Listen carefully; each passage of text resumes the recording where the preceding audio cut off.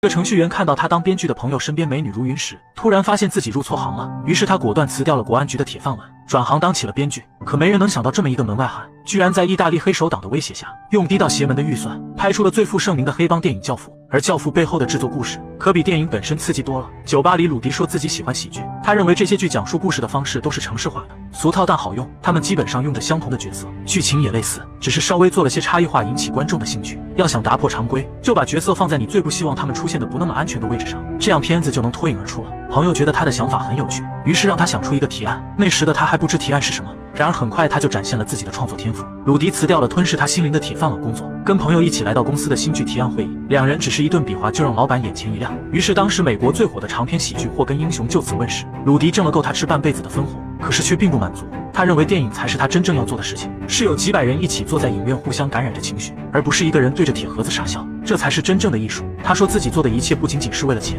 而是在他小时候，他的母亲一直很坚强，直到一天看着电影流下了眼泪，那是他唯一一次见到母亲哭。所以电影的体验感是无法用价值衡量的，而是魔法。于是他直接撇下正火的祸根英雄，毅然决然地跑到好莱坞闯荡，凭着最快有爆款作品的制片人头衔，加入了派拉蒙影视。而此时的派拉蒙由于行业不景气，刚被海湾西部投资集团收购，总裁不得不身兼数职，这才不得已启用了从没做过电影制片的鲁迪。鲁迪立马进入工作，每天都跑到片场去找剧本。终于这天，他激动地跑到总裁办公室，说自己找到了一个关于摩托赛车手的好剧本，主角可以让罗伯特·雷德福来演。可总裁却说他们的预算只有150万，如果鲁迪能拿下，他就等于给自己争取到了一个入场券，这对于鲁迪来说是个机会。可雷德福的经纪人却一口回绝鲁迪，说等他的作品不止祸根英雄了再来合作。于是鲁迪决定直接飞去墨西哥的片场找雷德福当面沟通。他这才得知雷德福不能出演的原因，是因为派拉蒙在起诉雷德福。原本这就是个不可能完成的任务，但鲁迪却承诺要帮他摆脱官司，这才成功请来了雷德福。虽然电影是拍成了，但一听名字就知道是大烂片，票房直接亏到血本无归。为了不失去电影制作人这个工作，他连和女友吃饭的心情都没了，因为他要赶紧找下一个剧本才行。第二天一早，总裁就让他去办公室。鲁迪以为是因为自己的电影翻车，肯定要被开除了，没想到总裁让他赶紧收拾行李，明天一早飞去纽约和总公司老板查理·布隆多恩见面，并任命他为派拉蒙的低预算专家，专门用超低片酬去签约演员和导演。因为派拉蒙准备拍《教父》，可他们已经到处跑遍了整个好莱坞，却没人想花400万拍这部电影，所以现在要鲁迪来接手，让他说服老板同意投资。接着他问鲁迪看没看过这本书，鲁迪赶紧说自己当然看过。为了不被开除，他让秘书买了一本《教父》，然后带到飞机上恶补。而《教父》这本神作竟然是一个穷困潦倒的作家为了捞钱而写。马里奥作家是个三流写手，他用了6年的时间写出的作品却无人问津，签书会上一本书也没卖出去，这让他十分迷茫。马里奥的好友敏锐地发现，人们听到关于黑手党的那部分就开始兴奋，所以他应该写一本关于黑手党的书。但马里奥因为整个童年都在躲避那些黑帮，他不仅恨透了这群恶棍，更怕他们会一枪崩了自己。但由于欠着上万美元的债务，让他常常被黑帮威胁，并且家里还有孩子要养。原本妻子也不赞成他写关于黑手党的书，可当他问马里奥他们欠了多少钱时， Fuck Art Mario, start typing.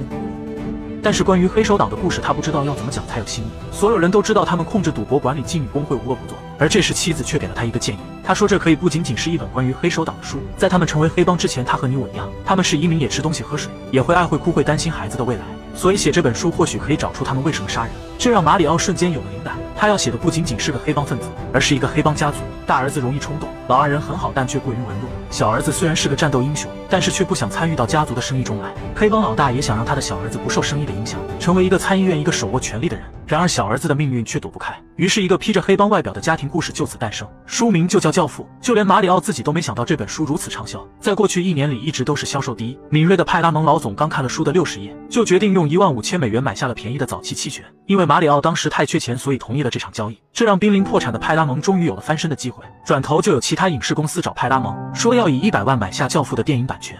We'll think about it. You do that. I won't wait forever.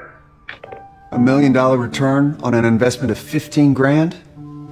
We're not going to get a better offer. 但总裁却并不打算卖掉，因为他的直觉告诉他，这部电影能让派拉蒙成为第一，甚至可能会成为一种前所未有的文化现象。他极力阻止老板查理卖掉《教父》，说他已经嗅到了钱的味道。最终，他说服财大气粗的查理同意让派拉蒙自己拍《教父》。另一边，鲁迪看完《教父》后，还在想是要以移民的方式还是家庭的方式来讲述，来说服查理同意他拍这部电影。秘书看查理如此紧张，安慰他说查理说话就像发电报一样直接，那他也像发电报就好了。鲁迪走进办公室，看到他屋里的装饰品和习惯后，立马意识到查理也是移民。当老板问他拿着《教父》那本书来找他干嘛时，鲁迪走过去直接说 I'm going to make an ice blue terrifying film about people you love.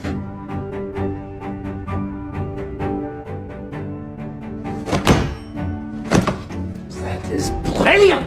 没想到就是这句冰蓝让鲁迪成功当上了教父的制作人。没人知道冰蓝到底是什么意思，但就是让老板很喜欢。接着总裁让他去谈编剧，鲁迪说他们需要一个新鲜的视角，一个懂意大利的人，最好就是教父的作者马里奥。可马里奥从来没写过电影剧本。总裁提醒他说，好莱坞一个不成文的习惯就是不能雇原作者，他们很难将小说改编成剧本，因为他们恐怕1年后才会交上一份长达500页的初稿。但是鲁迪还是执意要跟马里奥谈谈，而马里奥也直言说教父里面的角色就是他的家人，所以他会重新开始改编电影剧本。鲁迪希望他能在3个月内交上初稿。马里奥信誓旦旦地说他3天就能给鲁迪剧本，可真到写的时候就歇菜了。马里奥花了3天的时间只写出了一个单词，就在泳池里晒起了太阳。一个花6年时间才能写出一本小说的小说家，根本不可能在这么快的时间里改编剧本。每次他坐在那台打字机前，他就觉得那张白纸在嘲笑他。同事提醒鲁迪让他去找科波拉，他写了巴顿将军的剧本，可能还会被奥斯卡提名。他不仅能写剧本，还可以当导演。于是鲁迪直接找了科波拉，但身为一个意大利人，科波拉不想美化黑手党暴力，但鲁迪却说如果他接下了这部剧的改编，就让他当导演。这句话正中科波拉下怀，因为他现在最想做的就是当导演。可总裁并不打算让一个毫无名气的导演来拍，但科波拉却说出了他对教父的想法。为什么教父的销量比圣经还要多？你觉得是因为1946年纽约的毒品交易吗？并不是，它是对美国资本主义的隐喻，一个美国梦，神话般的控制权之争。开场白是什么？ I believe in America. 那么对这个送葬者来说，美国又意味着什么？意味着一片充满机会的土地，而司法体系却辜负了他。教父是关于男人的故事，他们走到一起建立了感情纽带，他们通过忠诚来寻求正义，而不死法律。但核心这是一个关于家族的故事，这就是俘虏了全世界人的方心和思想的东西。他的这个想法让总裁立马同意了让科波拉做教父的导演。科波拉加入后果然不一样了，就连在厨房做饭时，他都想到了黑帮为了降制争吵的情节，但他们还不知道真正的教父不乐意了。当黑手党发现这本书现在还是销量第一，并且现在还要拍成电影，于是这天晚上，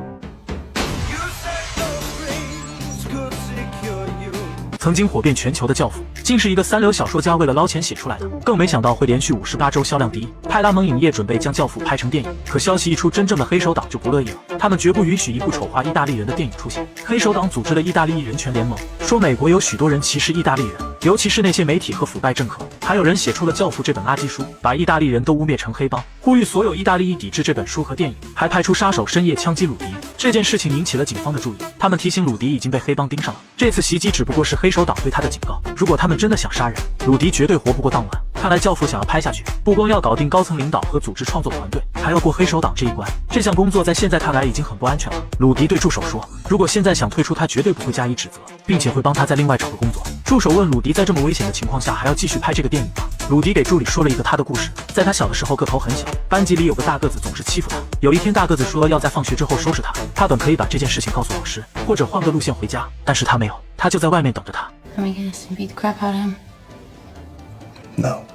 He kicked my fucking ass. 虽然鲁迪被痛扁了一顿，但他也奋力反抗了。从那以后，大个子再也不敢招惹他。所以，《教父》这个电影他是一定要拍的。助理也决定留下来，不再逃避。可是这件事情到底要怎么解决呢？于是鲁迪壮着胆子找到黑手党，想问问自己怎么招惹他们了。原来是作者马里奥的上一个作品招惹到了意大利裔明星辛纳屈。《教父》中也有一个窝囊的歌手，所有人都谣传书中的歌手原型就是意大利裔歌手辛纳屈。而辛纳屈因为有钱又人脉通天，这才让黑手党阻止这部电影的拍摄。黑帮说东部的意大利人不想让他拍这个电影，所以他们让自己给鲁迪传达一个信息。但是如果那帮人真要动手，可不会让他提前知道。眼看处理黑手党这边的事情还毫无头绪，他的创作团队又和上级领导吵了起来。他们在开创意交流会时，总公司的二把手直接闯了进来。他说为了这部电影不会成为另一个滑铁卢事件，所以他来说一下现状核查的问题。他们认为在纽约拍这部电影实在是太费钱了，让他们在堪萨斯城或者圣路易斯拍摄降低成本，并且把故事背景从2战后的美国改成越战归来。反正不管在什么时候都有黑帮。眼看资本家要把作为艺术家的导演作品改得面目全非，导演科波拉觉得十分不可理喻。鲁迪只好先稳住还在气头上的导演，然后再想办法解决这个问题根本。这都是作为一个制片人要处理的麻烦。总裁提醒鲁迪说，想想他当初是怎么走进他办公室的。鲁迪之所以入了这行，是因为做了别人没做过的事。他让鲁迪不用按常理出牌，按照自己门外汉的想法去做事。另一边团队在选角色时，因为预算不够束手束脚，所有人都认为白兰度演教父最合适，但因为他的出场费不仅贵，而且出了名的难对付，于是他们决定先选择配角演员。科波拉想让歌手维克达蒙出演教父婚礼上的歌手，维克因为喜欢教父这本书，于是他想都没想就答应了。原本这件事已经板上钉钉了，可当辛纳屈听说维克要参与教父后，便打电话给黑手党。当维克在舞台上演出时，黑手党派人当众质问维克，问他是不是要饰演损害意大利名誉的电影教父，是不是要当意大利的叛徒。下不来台的维克赶紧否认，说他们为这个角色找过他，但是他拒绝了，他绝对不会让这么极端偏见的东西假借他的名讳来反对他的意大利传统。导演对能拍成《教父》越来越没信心，鲁迪答应他一定会弄到科波拉需要的一切，这部电影也一定会成为无人能及的经典之作。除了老教父之外，最重要的角色就是三儿子麦克科里奥。导演看中了意大利话剧演员阿尔帕西诺，说他非常符合那种冷峻硬汉的感觉，但女人说制片公司绝对不会要他，因为他不是总裁埃文斯喜欢的类型。可导演执意说这个角色非他莫属，于是鲁迪马上安排上，但是帕西诺觉得自己不适合当主角，说自己可以演大儿子桑尼，但鲁迪说他是大导演科波拉钦点的角色，并且说这个角色只有他能演后。帕西诺十分开心并同意去试镜。黑手党眼看无法阻止鲁迪筹划教父，于是开始了更大的威胁，他们在总裁的床上放了一只死老鼠，用教父的外皮包裹，就像教父中无法拒绝的条件一样，吓得总裁大半夜找到鲁迪，他说不管鲁迪在黑手党那惹了什么麻烦，让他赶紧去处理好。鲁迪彻夜难眠，第二天一早他本打算去买早餐，就在这时一个男人却突然找上了他，并且拿出手枪威胁，让鲁迪坐上他们从懂车帝刚买的车。鲁迪强制性的带到了黑手党老大乔克伦坡面前，被吓出了一身冷汗。乔老大直言说他的电影拍不成，让他卷铺盖离开纽约，回到好莱坞去拍他的牛仔电影。 Because believe me, you don't want this kind of trouble. 面对强大的压力，鲁迪强装淡定地说，他知道这本书在意大利存在着各种质疑，但他并不想把电影拍成书的样子。电影里这是一个关于家族的故事，他们懂警察懂政府，知道整个刑事司法系统对意大利裔美国人充满偏见，表现的是移民群体在这个处处压迫他们的世界中如何为自己伸张正义。鲁迪邀请乔老大去他的办公室读一读剧本，他相信只要他看过剧本，不仅会支持他拍这部电影，也会同意这是一个独一无二的好剧本。这番话把乔老大搞得不自信了，但其实剧本根本没写好。不光鲁迪急着要给乔老大看，总裁也急着要用剧本保住自己的职位，因为杂志上已经传出了他离开派拉蒙的新闻。接连好多部影片票房亏损后，派拉蒙的股价持续下跌，总公司已经想让派拉蒙总裁换人了。大老板查理到处找总裁，总裁一直躲着不敢接电话，他要尽快找出能大卖的电影，现在只能指望着教父赶紧拍完续命，哪怕只有一半的读者愿意进影院看电影，那也至少能赚2000万。对资本家来说电影只是生意，但对导演来说电影却是艺术。科波拉对电影中的所有细节都有极致的追求，眼看鲁迪和总裁都在催稿， These arbitrary deadlines are impeding our artistic process. Impeding? What the fuck does that even mean, impeding? Mario, I took... Chance on you, and if you fuck this up... I will impede you off the picture! 无奈之下，鲁迪只好让助手去科波拉那将剧本抢回来。没想到第二天乔老大真的到办公室来看剧本，当剧本放到面前，他只是随便翻了几页就扔给手下让他们看。可是几个粗人哪能看得懂剧本？他只是想来公司看看鲁迪有没有骗他，并且他现在十分担心的是，他正在运营一个叫意大利裔美国人民权联盟的项目，目的是让大家明白根本没有黑手党这回事。但是，一旦电影拍出来，这个词就会传遍大街小巷。于是鲁迪向他承诺，会让编剧把黑手党这个词在剧本中全部删掉。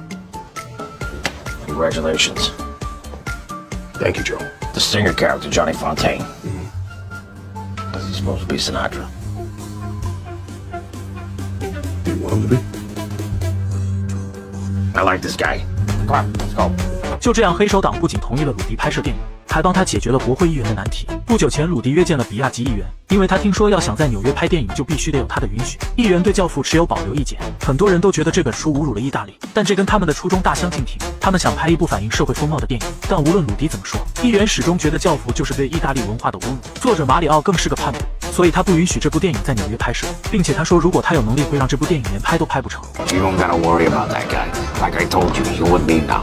My friends are your friends, and your enemies are my enemies. 可这个问题刚解决，总裁又来找他的麻烦，说他们170页的剧本太长了，需要删减才行。鲁迪的女友也跑来办公室，非要参与到他的工作中来，这让总裁更看不上外行的鲁迪了，说自己的饭碗怎么能让一个女人来下餐盒？最严重的是选角，当看到阿尔帕西诺要出演麦克时，总裁当场就不乐意了，说绝对不能让这么一个不知名的小演员出演男二，肯定会影响票房。就连鲁迪争取到了马龙白兰度演老教父，总裁也坚决不同意，说他是票房毒药，演什么都要赔钱，而且极难相处。果然，虽然同意了参演教父，但光是和科波拉导演的会面，马龙白兰度就单方面的取消了4次。而正是这次拜访，让他们真正明白了为什么马龙白兰度是世界上最伟大的演员。得知马龙白兰度要演老教父，濒临破产的派拉蒙总裁第一个不同意，说他就是票房毒药，演什么电影都能亏到血本无归。就连阿尔帕西诺要演麦克也不同意，只因他当时毫无名气。影视公司总裁作为资本家，只会选能带来流量的当红明星，根本不在乎演技。可当总裁看到马龙白兰度的表演后，才明白为什么他是当时世界上最伟大的演员，没有之一。这是他们第一次来到马龙白兰度家里拜访。原本他并不想出演老教父，可因为讨厌辛纳屈，又得知辛纳屈一直在反对教父，于是便想气他。白兰度在接到这个剧本后，就一直在想着老教父的角色。他用鞋油将头发颜色涂黑，又将纸巾塞进嘴里，穿上西装后，仅只用了几分钟的时间，白兰度凭空消失，只剩下老教父。这惊呆了在场的所有人。更让导演激动万分。可因为派拉蒙的总裁觉得白兰度是票房毒药，所以极力反对。无奈之下，鲁迪只好让导演去总部堵老板查理，想让他了解好电影和经典电影的区别。鲁迪这边也将总裁带到放映厅，两边连线一起播放白兰度的事迹。没想到老板对他的表演赞不绝口，总裁这边也对白兰度的表演挪不开眼睛。他不得不承认白兰度是他们这个时代最伟大的演员。可旁边的总公司老二却不明白这3分钟的自制默片能说明啥，而且用了白兰度他们的预算就要上天了。于是老板决定白兰度的钱按照标准给，同意了让白兰度参演教父。虽然鲁迪成功让白兰度参演，可越级上报的事情让总裁非常不满意，他警告鲁迪千万别有下次。可是白兰度出了名的贵，他们的资金有限，能不能让白兰度同意？这个任务就要交给鲁迪了。很快白兰度的经纪人来电说了他的预期资金，如果给不上他们要的价格，白兰度就不拍了。气得鲁迪说那就算了，因为正好有其他的演员也来试镜了。鲁迪看出来白兰度比他们更需要这个角色，果然数了5个数电话就进来了。 Welcome to the world of Marlon Brando. 虽然敲定了主演，但鲁迪的麻烦才刚刚开始。先是他的警察朋友过来提醒他，不要跟黑手党走得太近，因为疯子乔加洛刚刚出狱，他是个彻头彻尾的杀人狂魔，是前任黑手党的分支头目。警察预测这个疯子会对黑手党的乔老大开枪，如果乔老大没了，接管教父电影的事情就会交给乔加洛。再就是鲁迪的女友跟他提出了分手，因为教父让鲁迪分身乏术，所以长时间忽略了女友。与此同时，总裁虽然被迫同意了白兰度演老教父，但他依然不同意三流演员阿尔帕西诺出演男二。于是鲁迪故技重施，又一次越级找到老板查理，说帕西诺是最合适的人选，希望查理可以同意他出演男二。查理说总裁刚刚支持了鲁迪当独立制片人，如果他同意了这件事，总裁会被气个半死。但鲁迪却说自己做的一切都是为了这部电影。最终他得到了老板的允许。可想而知，当总裁得知了这件事后，在电话里他把鲁迪骂得狗血淋头。 I took a chance on you and you stabbed me in the back. I don't like Pacino. It's a huge mistake, but I guess he's in the picture. But you know what? Now we're gonna do things my way. You got Pacino for Michael. I get Jimmy Card for Sonny. Not a problem. 谁知好不容易争取了让帕西诺来出演，帕西诺却已经签了出演其他电影。他听说派拉蒙绝对不会启用他，所以决定出演一部喜剧，并且已经签了合同。最严重的是，人脉通天的歌手辛纳屈收买了国会议员，让他在电视上公然抵制教父，说这部电影是在丑化意大利移民。辛纳屈绝不容许这部侮辱自己的电影上映。支持鲁迪的黑手党乔老大也来了，给他戴上了意大利美国人民权联盟的徽章，说鲁迪已经是他们的一员了。乔老大说辛纳屈不仅对鲁迪来说是个麻烦，对他来说也是，但是鲁迪已经想到了一个解决的办法。他知道辛纳屈不想因为冯塔纳这个角色被羞辱，所以鲁迪决定让编剧将这个角色缩减到电影里的2个场景，这样乔老大也算可以给辛纳屈一个交代。This guy, as his own tribe would say, a mensch. 乔老大走时，又恰巧听到导演对鲁迪喊道：“他们失去了斯塔顿岛的场地。”不久前，他们在选择拍摄场地时，导演就对这个房子喜欢到无法自拔。原本当初已经说好了，谁知房东突然就不干了。于是这天晚上，乔老大决定要给鲁迪一个惊喜。当鲁迪进了屋，才发现这是个惊吓。黑手党把房主绑了起来，老头吓得一把鼻涕一把泪。Why not use another house? Use another house. Is that what you just said? You wanna rethink that? 甚至尿了裤子，当场他就同意房子免费给他们用。不仅房东以为自己会死，鲁迪也同样以为房东活不了了。最麻烦的是，这下鲁迪欠了乔老大人情。他本想着拍完教父后就再也不会和黑手党有瓜葛，但现在他被迫加入了黑手党和议员的政治斗争中。议员第2天就给乔老大还以颜色，让警察突击搜查了乔老大的窝点。这天乔老大的2名手下正在送货，路上却被一辆刚从懂车帝买的车挡住。议员让刚出狱的乔老大的死对头刺杀了他的得力手下，接着又让电影委员会撤销了教父所有的拍摄许可证，这些都是冲着乔老大来的，因为他组织人权联盟太过招摇。于是借着辛纳屈找教父的麻烦，议员也不断找乔老大的麻烦。乔老大的得力手下被杀，葬礼这天鲁迪也不得不出现在黑手党的葬礼上，并且告诉了乔老大许可证被撤销的事。不过此时正值大选，议员也会参选，而乔老大组织的意大利联盟足有20万人，这就是20万张选票。乔老大给议员开了个无法拒绝的条件，千万别和自己作对，否则他也不知道这联盟中会不会有个成员在全联盟的支持下朝议员的座驾开枪。议员听得瞬间脊背发凉，于是他现在只能跟乔老大合作，否则不光选票要丢，连小命也不保。接着乔老大提出2个条件，一是不能再让 FBI 再搞突袭，2是把教父的许可证恢复，教父这才得以继续拍摄。另一边鲁迪找到总裁，希望他能想办法解除帕西诺跟米高梅公司的合同，可是正在气头上的总裁怎么可能同意？然而当他晚上和妻子一起看帕西诺试镜的场景时，妻子却说自己从他的身上根本挪不开眼睛，甚至他不用说一句台词。Fuck it, buddy. 于是总裁只好找到米高梅，用高价换来了帕西诺，这让原本预算就匮乏的剧组现在连电影布景都成了问题，电影布景需要重新建墙，甚至一个厨房就要花掉7万5。对于导演来说，厨房的这场戏极为重要，并且厨房灶台上的火不能用丙烷，一定要用天然气，经费疯狂燃烧，现在400万绝对拍不出来，他只好带着导演来找大老板要更多预算。还好老板财大气粗，说他们可以拿到600万，但超出的预算就要他们自己支付。导演立马接受，这才让电影可以继续拍摄。随后科波拉把所有演员们叫到一起吃饭，让他们适应角色。当这些演员坐在一起时，简直就是克里昂家族的现实版。短短几分钟，就让科波拉看到了沉稳的老教父，脾气急躁的大儿子，让人憎恨的二儿子桑尼，还有眼神犀利的麦克。可就在电影开拍的前一天，鲁迪又被乔老大叫走。可他没想到，这次乔老大让他参加的是意大利裔联盟的演讲现场，还让鲁迪当众上台讲话。而这个非上不可的贼船，让鲁迪陷入了更大的麻烦。为了能让电影《教父》顺利拍摄，制片人鲁迪不得不讨好黑手党，没想到被迫上了贼船，公开给他们组织的意大利裔联盟站台，并在电视上和黑手党乔老大握手。看到这一幕后，派拉蒙总裁瞬间汗流浃背。Fuck！ 母公司海湾西部工业的老板更是暴怒。上市公司和黑帮勾结的新闻直接上了头条。第二天，华尔街一开盘，西部海湾的股价就暴跌4%，相当于赔进去一个子公司。气得大老板当天就要卖掉派拉蒙。好不容易等来了《教父》的第一天拍摄，鲁迪却没办法赶去现场。为了保住工作，他不得不去总公司赔罪。鲁迪说，作为制片人，他做的一切都是职责所在，让这部电影的利益最大化。如果再来一次，他还会选择这么做。纽约没有一个制作方不跟黑手党合作，工会、卡车司机工会，这些都是黑手党在背后操控，但是从来没有被黑帮威胁的老板根本无法体会。于是他直接开除了鲁迪。鲁迪一气之下拿了老板的几根雪茄转身离开。没了鲁迪，整个教父团队都没了主心骨。助手让他冷静，总会有解决的办法。可此时的鲁迪正在气头上，于是把一肚子的怨气都撒在了助理身上，让他回去继续做馅饼照顾丈夫。气的助手说他是个只顾自己低头推车的自私鬼，根本不顾及跟在他身后这些人的死活。董事会也给老板查理施压，让他尽快处理掉派拉蒙这个包袱。原本在前一天还有4位潜在买家表达了收购派拉蒙的意向，结果新闻一出，其中3个就打电话过来说撤回收购，谁都不想跟黑帮扯上关系，所以他们现在只有一个选择，就是德克萨斯的一个搞石油的大亨还愿意谈。老板赶紧安排见面，可是大亨没来，只派来了自己的儿子，这明显根本没有重视这次收购的事。老板说自己是因为分身乏术，所以忍痛割爱，不得不舍弃派拉蒙。可买家却一语道破，说了今早的新闻，这瞬间对得他无话可说。原本石油给的报价跟他们期待的差距不大，但买家借着这次的新闻说他需要折扣，于是总部老二直接同意了。这下买家狮子大开口，直接把之前的报价对半砍，这可把老板气个半死。Big fucking wooden bullshit. Fuck! You never show your hand, you desperate fucking idiot. You never let them know what we're thinking.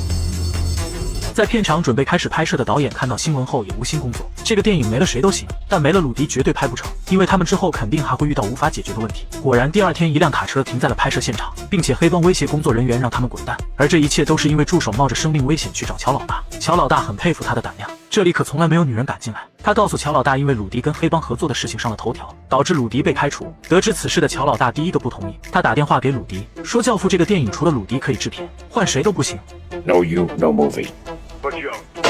另一边，总公司正在开关于卖掉派拉蒙的紧急董事会时，派拉蒙总裁直接闯了进去。他说，作为一个财富500强企业，他理解董事会想要贱卖派拉蒙的心情，怕损害公司的名誉，但一位求稳的人也不可能坐在这里。现在美国的环境十分混乱，尤其是灵魂支离破碎，因为战争、刺杀、公民权利保护深受折磨，人们不信任政治家和大企业。但是派拉蒙好比是自由女神像，只有在这里，这些人才会有2个小时的喘息机会，也是唯一能把这些人从苦难中抽离出来。和爆米花、可乐为伴，电影让他们暂时逃避，给他们灵魂给养，这就是派拉蒙的使命。在电影《爱情故事》上映后，他们赚了1亿美元的票房，这是第2卖座的书，排名第1的畅销书就是《教父》。这个时候可不能把《教父》拱手让人。Is that it, Evans? That's it, Charlie. Then get out. 最终，老板告知了买家结果。 Given your offer some serious thought, and happy to say that my board and I have decided that you can go fuck yourself, you inbred, toothy motherfucker.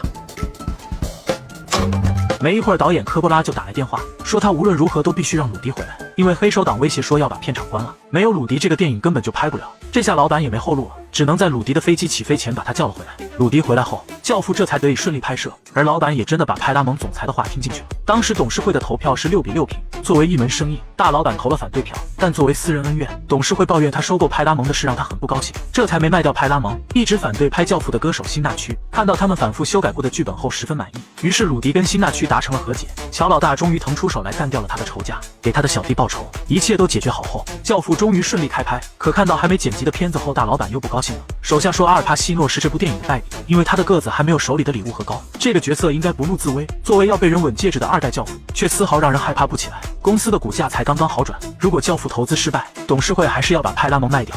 What are you still doing here? Get your ass back to set and fix it. Find me a Michael Corleone who can deliver. 有时候演员的戏不一定是演的。在阿尔帕西诺出演教父时，因为他的个子太矮，被人嘲笑还没有礼物盒高。老板看过样片后觉得他演不出二代教父的凶狠，便下令开除帕西诺。但他是导演科波拉最看好的演员，为了不让老板换人，制片人鲁迪让导演先拍能展示他凶狠的戏份，以此来镇住老板。于是便把麦克在饭店枪杀毒枭的戏份提前了。而帕西诺也知道老板这是想开除他，所以在开拍前他一直都非常紧张，而这正是导演想要的效果。在外面那场戏时要装作放松，到厕所拿枪时才恢复紧张的样子。所以当帕西诺出去后，导演故意将水箱里枪的位置换了地方，当麦克找枪时半天找不到，好让观众也跟着紧张起来。拍这场戏时，鲁迪故意将老板请来，只为了让他看看帕西诺的演技。而这场戏好像让帕西诺突然换了个人，开枪时直接吓坏了老板。他很高兴这个演员没有再浪费他的钱。老板激动地上前跟帕西诺打招呼，可此时的帕西诺还没有从戏里走出来，凶狠的眼神更把老板吓傻。整个剧组的人都知道帕西诺的演技绝对无可挑剔，老板看的样片一定是有人在背后搞鬼。鲁迪让剧组先给样片填色，明天一早把弄好的样片拿给大老板看，但是样片不应该外泄，这是究竟是谁干的？鲁迪找到他们的剪辑师，因为他知道这个剪辑师是总公司的老二安排进来的，他们一直想要搞垮派拉蒙，于是老二派了他的2个跟班进了剧组，说只要他们挤走导演和鲁迪就能取代位置。科波拉虽然调教演员很厉害，但在剧组人眼里人缘极差，因为码头的道具不够逼真就大骂道具组，最后没办法只能让黑帮他们弄了一个真码头。为了让演员更好的走位，科波拉就非让灯光师将灯挪走，可没有灯光画面就处在黑暗，于是灯光师和导演大吵一架。 Impossible. Nobody can talk to you. 最后还是鲁迪将灯光师劝了回来。2个跟班为了挑拨离间，把不许外人看的最烂样片偷偷拿给老板看，真相水落石出，老板直接开掉了2人。但教父剧组的麻烦仍然还在继续。原本饰演家暴女婿的演员，今天一早突然中风离世，可是要去哪儿找一个身高1.9米、体重300磅的演员？就在这时，导演突然想起了一个人，他是黑帮成员，因为从没演过戏，就算背台词也是磕磕巴巴，所以根本就没办法拍摄。无奈之下，他们只能挤出经费请了一名演员。可他在剧组时不仅总是调戏女员工，还在拍戏时真打饰演教父女儿的演员。女演员因为珍惜这个角色，又怕导演为难，所以一直不敢说。于是助手将这件事告诉了鲁迪，因为现在的经费已经不够他们再换演员了。鲁迪想出了一个绝妙的主意，他找到演员说，为了下一场戏更加逼真，我们可能需要真打。为了效果，演员同意了。于是 There he goes. That's a good takedown. It's not what we rehearsed. Those kicks look good. Very authentic. Yeah. Jesus, looks like Connor's really good in geometry. That's because he is. What's he doing now? Yeah. Looks like he's yanking his foot. This is shoe swoop. Definitely not what we rehearsed. Francis, think we got it? Give it another minute. We're gonna need a medic in here. Just to give him another minute. 导演希望《教父》最后的场景在西西里拍摄，这样才能表现整个电影的真实基调。但因为经费不够，鲁迪只能去求大老板想办法让他再出点钱，但大老板却拒绝了鲁迪，他只好让助手查一下预算，看能不能为西西里岛挤出些拍摄资金。助理查遍了所有的账目后，发现各个部门现在都周转不开了。鲁迪只好用他的程序员思想进行炒股，对未来做出承诺，然后得到一笔钱。在股票市场，这叫做期货，意思是你赌某种东西以后会更值钱。于是他找到给他们提供布景、相机、灯光这些供应商，让他们知道怎样才能一直赚钱。鲁迪向他们保证，将来拍其他电影他都不更换供应商。他用这个谈判的筹码，让制片公司不会预先支付所有款项。就这样，他们终于扣除了2.6万，这下可以去西西里岛拍摄了。鲁迪刚回到家，突然被黑手党威胁，而他面前的就是疯子乔加洛。原本鲁迪一直受黑手党乔老大的保护，可因为乔老大组织的意大利裔联盟太过招摇，黑手党元老便把乔老大视为眼中钉。他派出死对头乔加洛暗中刺杀乔老大。这天乔老大正在台上演讲时，鲁迪亲眼见到杀手用手枪击中了乔老大，前一秒还呼风唤雨，下一秒就被人刺杀，这让他一连几天做噩梦。这下没了乔老大在鲁迪背后撑腰。乔加洛说，不管之前鲁迪给了乔老大什么，现在都要全部交给他。但实际上鲁迪从来没给过乔老大任何贿赂。乔加洛威胁鲁迪把所有钱都给他，乔老大还在昏迷，手下提醒鲁迪现在只能顺着乔家洛的要求，千万别跟这个疯子唱反调。一边是西西里的拍摄场地，一边是自己的小命。无奈之下，鲁迪只能将刚刚扣出来西西里岛的钱上交给乔家洛，并约好午夜在前面街角的饭店等鲁迪。去不了西西里岛演，什么心情都没了。然而就在这时，鲁迪却走过来告诉导演一个好消息，他们可以去西西里岛拍摄了。因为就在刚刚，乔老大的手下突袭了乔家洛在的饭店，机枪扫射干掉了所有人。这突如其来的喜讯让所有人都兴奋不已。终于他们来到了西西里，可是又傻眼了。助理提前订好的打折酒馆，居然也是黑手党的地盘。鲁迪吓得饭都没吃，带着团队赶紧换地方。他可不敢再招惹黑手党了。现在教父终于完美杀青，可鲁迪都来不及庆祝，就要急匆匆飞回纽约，因为领导层又出了麻烦。派拉蒙总裁因为对教父太上心，对妻子不闻不问，导致妻子在外面给他戴了绿帽子。深爱妻子的总裁从此一蹶不振，就连公司也不去了。总公司的大老板不在乎他失踪到底是什么原因，他更在乎的是生意不能缺了人。于是他的位置很快让总公司老二取代。和总裁一样被女友甩了的还有鲁迪。于是鲁迪来到总裁家里，苦口婆心劝他出山，可总裁却死活不愿意。总公司老二早就想占了总裁的位置，于是迅速接收这项工作。可他根本不懂电影，他只是个商人。总裁的得力助手给老二介绍好剧本，结果全部被他拒绝。他没有电影行业的敏感度，根本看不到有潜力的剧本，并且在看完科波拉剪辑完的《教父》后，又觉得电影太长，非要把剧本缩短到2个小时以内，好提高翻台率。2小时以内的电影一天能排5场，而超过45分钟的时长后，一天只能排3场，直接少赚了将近1半的钱。这45分钟的剧情必须剪掉，而且只有做短剪版，才能赶在圣诞节的黄金档上映。导演科波拉可不在乎什么排片率，他必须要保证教父的口碑，剧情多删一点都会影响质量。不仅如此，老二就连一张电影海报都要亲自决定，随便选了一张毫无特色的 V 字形海报。总裁助手来劝老二，让他明白团队什么人需要做什么工作，创意人员有他们自己的想法，去引导市场制作那些独特博人眼球的东西。但是老二却无动于衷。鲁迪几人知道，如果总裁不回来，一切都前功尽弃了。正当双方为了一张海报选择争执时，总裁回来了。他说这个 V 字形海报根本不能制造神秘感，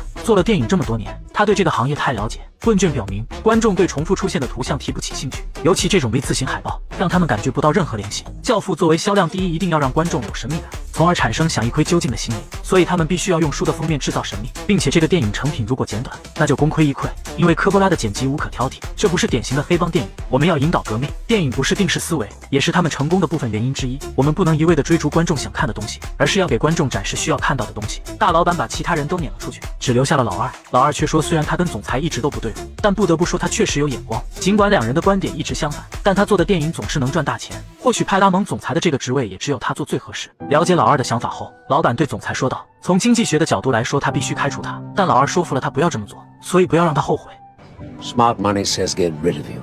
总裁回来后，鲁迪终于可以放心大胆的作妖了。他让助手以总裁的名义偷出了剪辑完成的教父底片，又坐着总裁的私人飞机跑了。因为他们要给黑手党成员们安排一次特别放映，因为这是一部关于他们的故事，他们的反馈非常重要。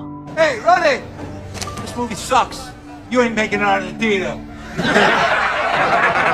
And he fucking means it too.